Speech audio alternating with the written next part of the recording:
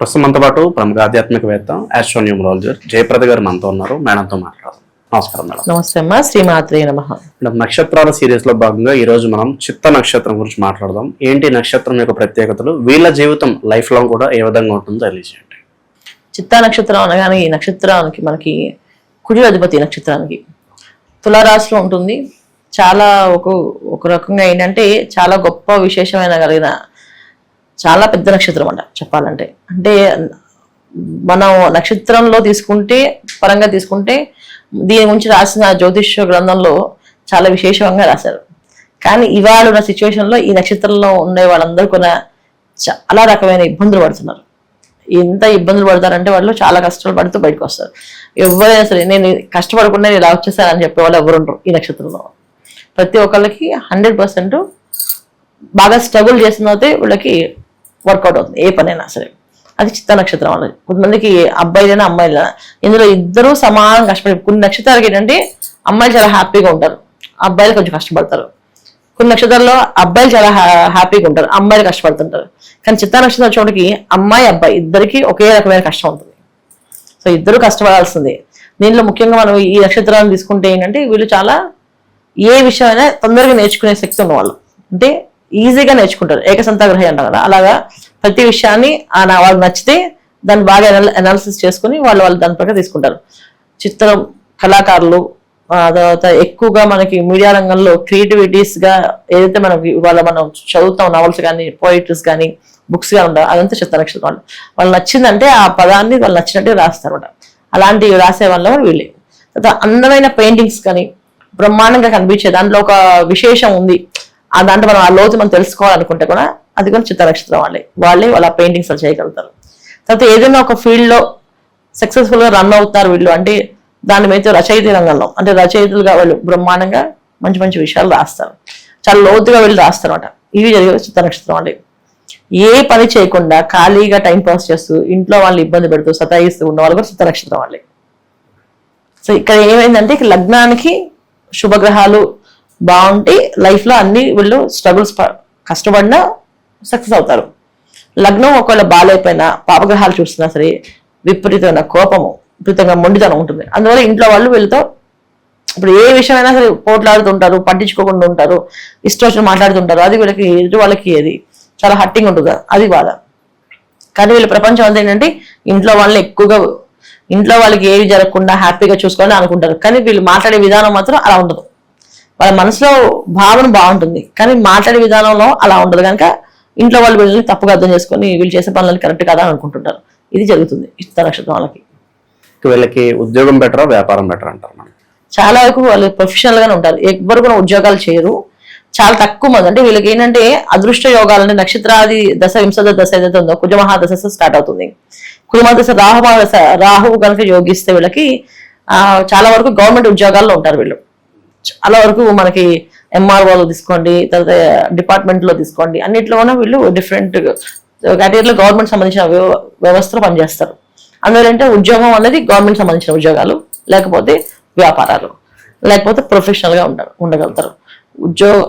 మామూలు ఉద్యోగాలు అనేది సాఫ్ట్వేర్ రంగంలో ఉన్నతమైన స్థానాల్లో ఇప్పుడు చాలా వరకు ఎలక్ట్రానిక్స్ వాళ్ళు చాలా ఇంట్రెస్ట్ కనుక దాంట్లో మంచి మంచి టెక్నాలజీస్ లో ఇప్పుడు ఏ టెక్నాలజీస్ ఏదైతే కనిపెట్టి చేస్తారో అలాంటి సంస్థలో ఉండే అవకాశం వీళ్ళకి ఎక్కువ ఉంటుంది. సో అందుకని కెరియర్ పరంగా వీళ్ళకి ఏదో ఒక పని చేసేసి పైకి వస్తారు, దానికి ఇబ్బంది లేదు. కెరియర్ లో వీళ్ళ గ్రోత్ అనేది బాగుంటుంది.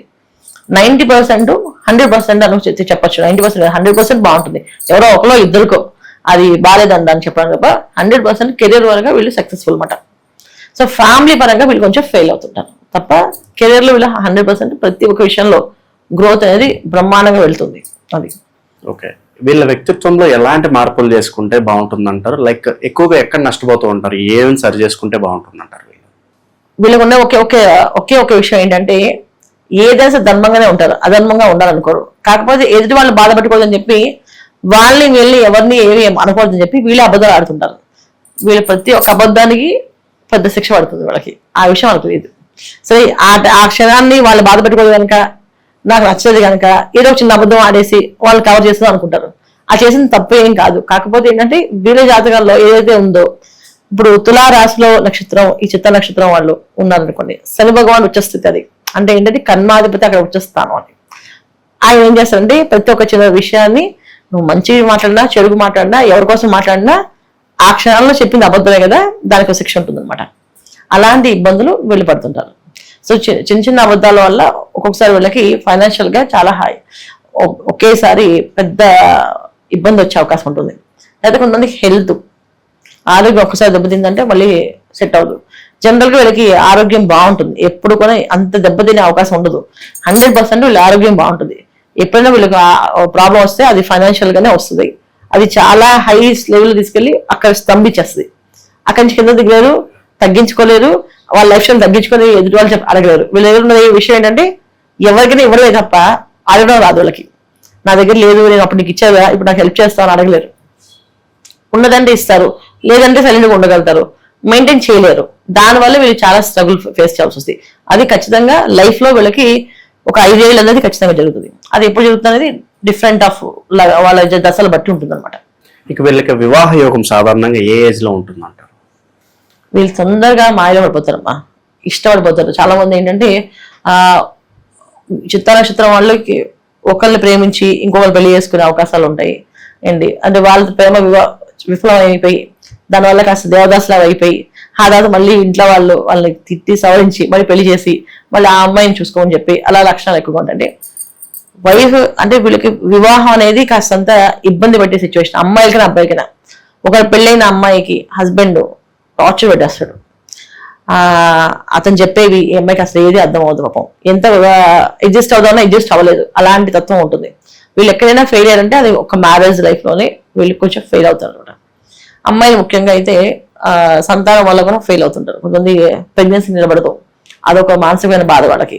ఇంట్లో వాళ్ళు బయట వాళ్ళందరూ వాళ్ళని ఎప్పుడు చూసినా ఈ అమ్మాయికి ఎందుకు జరుగుతుంది అని చెప్పేసి ఇదొక బాధ ఉంటుంది. సో మాట అంటే పడరు, చాలా మొండిగా ఉంటారు. ఆ మాట పడకపోవడం వల్ల, ఆ మొండితనం వల్ల వాళ్ళ ఆరోగ్యం దెబ్బతింటుంది. ఎందుకంటే ఎక్కువ స్ట్రెయిన్ అవుతుంటారు ఆ విషయాన్ని. అమ్మాయిల విషయంలో, అబ్బాయిలు కాదు ఇది, అమ్మాయిల విషయంలో ఎక్కువ స్ట్రెయిన్ అయిపోతుంటారు. ఆ స్ట్రెయిన్ వల్ల వాళ్ళ హెల్త్ చాలా డ్యామేజ్ అవుతుంది పాపం. సో అన్ని పనులు చేసినా సరే ఆ డ్యామేజ్ అయిన హెల్త్ ని వాళ్ళు రికవరీ చేసుకొని కష్టపడుతుంది వాళ్ళకి. ఇది చిత్తానక్షత్రం అమ్మాయిలకి మాత్రం. అబ్బాయిల విషయం వచ్చినప్పటికి ఏంటంటే హెల్త్ ప్రాబ్లమ్స్ ఉండవు వీళ్ళకి, ఫైనాన్షియల్ ప్రాబ్లం ఉంటుంది, బాగా సివియర్ గా ఉంటుంది. ఆ ప్రాబ్లం అనేది వచ్చినప్పుడు ఖచ్చితంగా వీళ్ళకి వాళ్ళు చేసే ప్రతి ఒక్క అబద్ధానికి శిక్ష పడుతుంది అనమాట. సో అందుకని అబద్ధాలు ఆడకుండా ఏదైనా ఉన్నది ఉన్నది చెప్పడము, వాళ్ళు కోపడినా వాళ్ళు బాధపడినా ఉన్నది చెప్పేసి అక్కడి నుంచి రావడం వల్ల వీళ్ళు అదృష్టవంతులు. విద్యాపరంగా ఎలా ఉంటుంది? విదేశాలకు వెళ్ళాలని ఆకాంక్ష నెరవేరుతుంది అంటారు వీళ్ళకి? చాలా వరకు విదేశాలకు వెళ్లే అవకాశాలు ఎక్కువగా ఉంటాయి. వీళ్ళు ఏంటంటే విదేశాలకు వెళ్ళకుండా స్వదేశాన్ని ఎక్కువగా ప్రేమిస్తారు.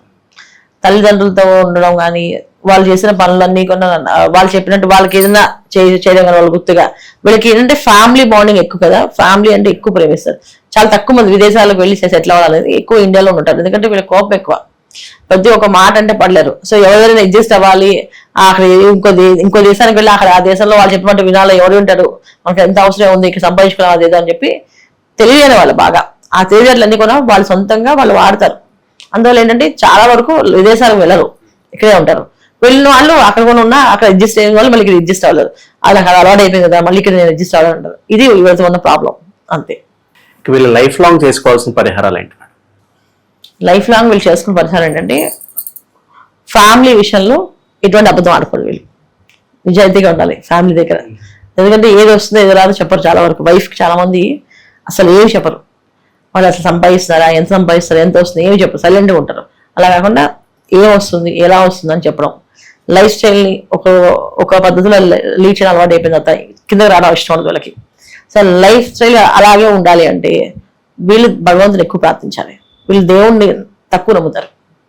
దేవుడి విషయంలో తక్కువగా పూజలు చేయడం కానీ, తక్కువగా వెళ్ళడం కానీ, ఎప్పుడో ఏదైనా సమస్య వస్తే సరే ఏదైనా అవసరం అయితే అలా అంటే చెప్తారు ఏదో సంవత్సరం ఒకసారి అదే క్షేత్రానికి మారు కోసం, అదే ఏదో మా ఇంట్లో అందరూ అడుగుతారు కదా ఏదో వ్రతం చేసుకుంటాం వ్రతం కోసం, అలా కాకుండా ప్రతిరోజు వీళ్ళు గణపతికి ఎక్కువగా పూజ చేయడం వల్ల, గణపతి దండం పెట్టుకొని వెళ్ళడం వల్ల ఎటువంటి ఇబ్బంది లేకుండా బయటపడే అవకాశాలు ఎక్కువగా ఉంటాయి. అంటే కెరీర్ పరంగా ఒకసారి కిందకి రావడం, ఒకసారి పైకి వెళ్ళడం జరుగుతుంటుంది. అలా జరగకుండా బ్రహ్మాండంగా ఉండే అవకాశం గణపతి ఆరాధన చేయడం వల్ల. గణపతి ప్రతిరోజు తెల్లవారుజామున చేస్తే పూజ చాలా విశేషం ఫలితాలు ఉంటాయి. వీళ్ళు తెల్లవారుజామున లేచి గణపతికి కాస్త గమ్ గణపతి నమః అనేసి నామాన్ని 3 నిమిషాలు చదివి కాస్త ఆయనకి నైవేద్యంగా బెల్లం నైవేద్యము, పువ్వులు పుష్పాలతో పూజ చేయడం, కుదిరినప్పుడు ఆయనకి ఉండ్రాలు చేసి పెట్టడం, ఇలా చేసి పెట్టడం వల్ల ఎక్కువగా చేసుకోవడం వల్ల అదృష్ట యోగాలు కనిపిస్తాయి అన్నమాట వాళ్ళకి.